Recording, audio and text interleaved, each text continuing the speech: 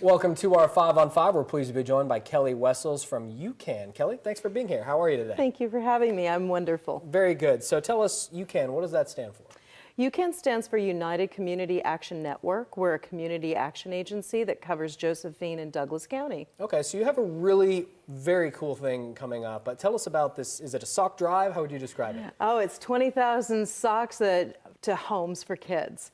And how does that work? Sure, please. Basically, we're going to collect 20,000 or contribute towards collecting 20,000 pairs of socks statewide that will be used to draw awareness to the homeless population among our youth in the state of Oregon. Mm-hmm.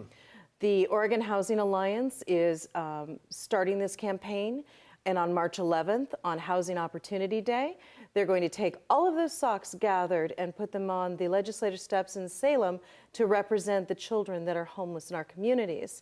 In Josephine County, for example, there are 509 that were counted on one given day. Wow. That is proportionately over 1/3 of the homeless population in Josephine County. Wow. Yeah. So there is a significant need to preserve housing funds and emergency support to rapidly rehouse these families and protect these children. Mm-hmm. And so this is one of the ways that we can do that. Draw awareness, do a little education, and have a very simple effort that will also come back to the communities in another way. Yeah, hopefully create some change. Absolutely. Okay. Very cool. We're going to take a quick break. We'll have much more with Kelly in a moment. Stay with us.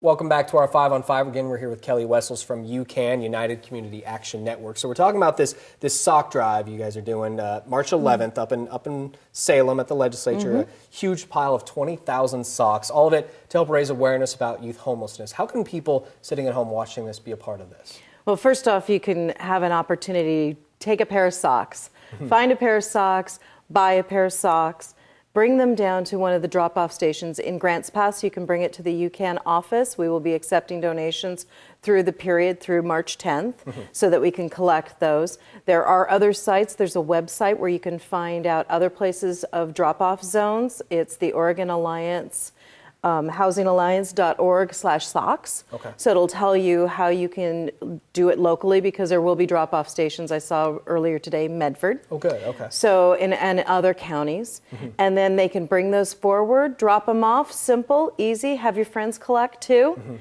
And at the same time, what will be wonderful is at the end of this event and after the visual impact is achieved, all of those socks that have been gathered will come back to communities for people who are in need, which is a continuing need. There are certain basic supplies for youth that are necessary, and a warm pair of socks in the winter make all the difference. Wow, certainly. Okay. Now, if people want to help beyond socks, is there anything they can do to be a part of helping these people? Absolutely. Your local community action agency works with stakeholders, partners, local business in achieving different goals in fighting homelessness. There are housing task force in your community. The Josephine County Homelessness Task Force is always looking for feedback and support because we're really looking at getting at the root causes rather than just band-aiding situations.